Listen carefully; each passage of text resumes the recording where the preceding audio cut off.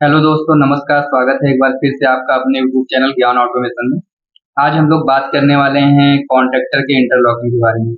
जैसा कि पिछले वीडियो में आपने देखा था, रिले की इंटरलॉकिंग के बारे में समझा था, वैसे ही आज हम लोग बात करेंगे कॉन्ट्रैक्टर के इंटरलॉकिंग के बारे में कि किन्हीं दो कॉन्ट्रैक्टर की इंटरलॉकिंग कैसे करते हैं। या जब आप स्टार डेल्टा स्टार्टर बना रहे होते हैं तो आप कैसे इंटरलॉकिंग करते हैं। ठीक है, तो आज का हमारा जो टॉपिक होगा कॉन्ट्रैक्टर की इंटरलॉकिंग की।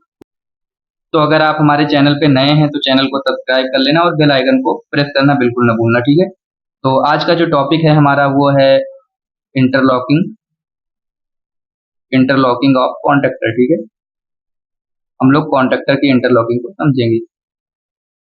सबसे पहले तो अगर आप कॉन्ट्रैक्टर की इंटरलॉकिंग को समझ रहे हो तो आपको पता होना चाहिए कि कॉन्ट्रैक्टर कैसे होता है और इसकी इंटरनल डायग्राम कैसी होती है। ठीक है, इसके बारे में समझना पड़ेगा आपको। ठीक है, तो आप साइड में कॉन्ट्रैक्टर का पिक भी देख सकते हो, मैंने डाल दिया है वीडियो में। और इसके इंटरनल सिंबल मैं अगर बनाता हूँ तो कॉन्ट्रैक्टर भी आपके दो तरीके के होते हैं। पहला कॉन्ट्रैक्टर ये होता है जो आपका नॉर्मल कॉन्ट्रैक्टर बोल सकते हो। ठीक है, आप नॉर्मल कॉन्ट्रैक्टर बोल सकते हो।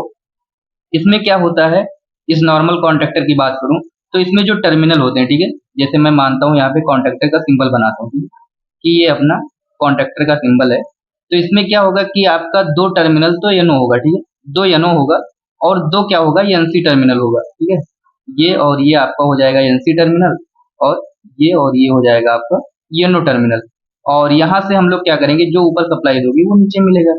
लेकिन जो आपका पावर कॉन्ट्रैक्टर होता है, ठीक है, एक कॉन्ट्रैक्टर की मैं बात करता हूँ, पावर कॉन्ट्रैक्टर। और मेन अगर देखा जाए तो इंडस्ट्री में हमारा पावर कॉन्ट्रैक्टर ही यूज होता है। नॉर्मल कॉन्ट्रैक्टर जो होता है ये नॉर्मली सिंगल फेज पंप के लिए यूज होता है। ठीक है, ये नॉर्मली अगर देखा जाए तो सिंगल फेज पंप के लिए हम यूज करते हैं।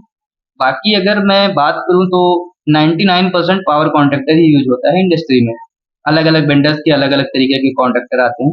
तो इस पावर कॉन्ट्रैक्टर की अगर मैं सिंबल डायग्राम की बात करता हूँ तो कॉन्ट्रैक्टर का कुछ ऐसा ब्लॉक दिखेगा आपको। ठीक है, अब क्या होगा कि इसमें से आपके चार पॉइंट दिखेंगे। ठीक है, अगर आप कॉन्ट्रैक्टर में देखोगे ना तो आपको थ्री पोल का भी कॉन्ट्रैक्टर मिलेगा, ऐसी बात नहीं है। बट अभी मैं फोर पोल का कॉन्ट्रैक्टर के बारे में आपको बता रहा हूँ। तो ये जो चारों पोल होते हैं, चारों टर्मिनल बोल सकते हो आप, ये चारों के चारों क्या होते हैं, ये एनो टर्मिनल होते हैं। ठीक है? ये क्या होते हैं, एनो टर्मिनल होते हैं और ये आपस में कनेक्टेड होते हैं। ये टर्मिनल की जो बीच वाली पॉइंट है ये आपस में कनेक्टेड होती है। ठीक है, और यहाँ पे मैं ये मानता हूँ कि ये कॉन्ट्रैक्टर का कॉयल है A1 और A2। ओके, और जो ये पॉइंट होता है इसमें ये होता है L1, ये होता है L2, ये होता है L3 और ये वाला जो होता है NO लिखा होता है इस पे। और नीचे जो पॉइंट है इस पे T1, T2, T3 और इस पे 14 नंबर लिखा होता है कॉन्ट्रैक्टर पे। ओके, अब जैसे ही आप A1 A2 पे सप्लाई दोगे ना तो जो रिले का फंक्शन था कि सप्लाई देते ही मैग्नेट जनरेट होता था, तो जैसे ही सप्लाई दोगे मैग्नेट फील्ड जनरेट होगा, तो ये सारा कॉन्ट्रैक्ट क्या होगा, इसमें सटेगा। कहने का मतलब जो पहले से एनो था ये क्या बन जाएगा, ये एनसी बन जाएगा। ठीक है, और जब एनसी बन जाएगा तो मान लीजिए आपने ऊपर यहाँ पे कोई सप्लाई दिया तो वो सप्लाई आपको नीचे मिल जाएगी। ठीक है, तो वही बात हम करेंगे कि रिले की इंटरलॉकिंग कैसे करते हैं। तो अभी हम मानते हैं ना कि हमारे पास दो रिले हैं। अच्छा, रिले नहीं, सॉरी। तो तो वही हम देखते हैं कि तो वही हम देखते हैं कि कॉन्ट्रैक्टर की इंटरलॉकिंग कैसे करते हैं। तो मैं ये मानता हूँ कि हमारे पास दो कॉन्ट्रैक्टर हैं। अच्छा, दूसरी चीज एक बात आप ये भी समझना कि जो कॉन्ट्रैक्टर होता है ना उसके ऊपर एक्जुलरी कॉन्ट्रैक्ट लगते हैं। तो जो एक्जुलरी कॉन्ट्रैक्ट हमारा होता है तो उसमें ना मैं ऐसे बना देता हूँ साइड में ब्लॉक, ऐसे छोटा सा एक ब्लॉक होता है, इसमें एक्जुलरी कॉन्ट्रैक्ट होते हैं। तो इसमें दो टर्मिनल के भी आते हैं, एक एनो टर्मिनल होता है, एक एनसी होता है।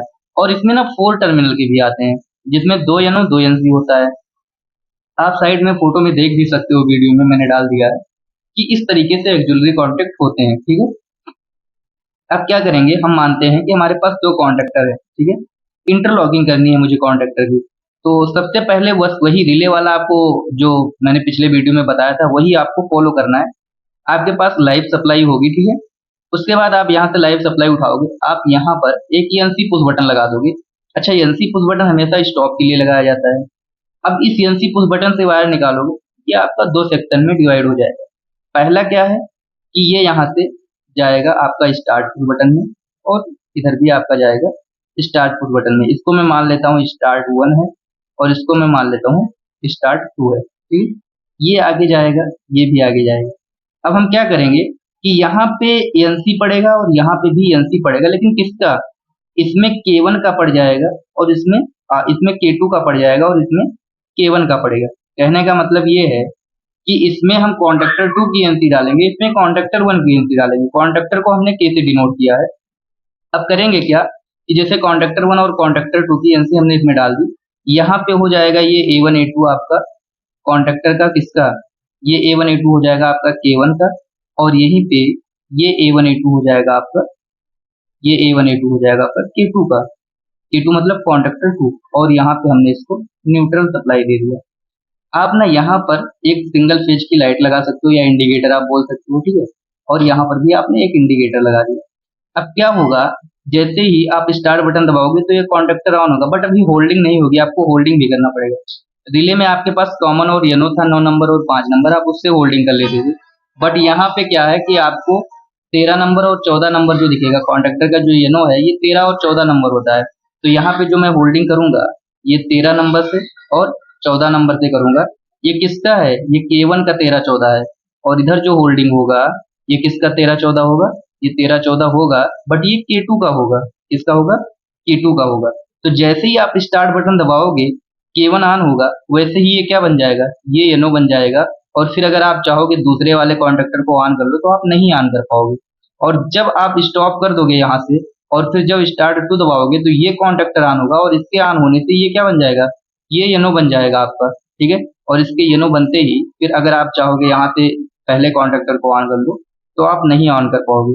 तो पूरा इंटरलॉकिंग का कॉन्सेप्ट यही है। आप कहीं भी इंटरलॉकिंग करोगे कहीं भी, तो आपको बस सिर्फ इतना सीखना है कि अगर आप दो मोटर्स के बीच में इंटरलॉकिंग कर रहे हो तो मोटर को ऑन करने के लिए ऑब्वियसली आपके पास कॉन्डक्टर होगा या रिले होगा, अगर सिंगल फेज की मोटर है तो हम क्या करेंगे, फर्स्ट कॉन्डक्टर की एनसी सेकंड वाले के सेक्शन में डालेंगे और सेकंड वाले की एनसी फर्स्ट वाले सेक्शन में डालेंगे।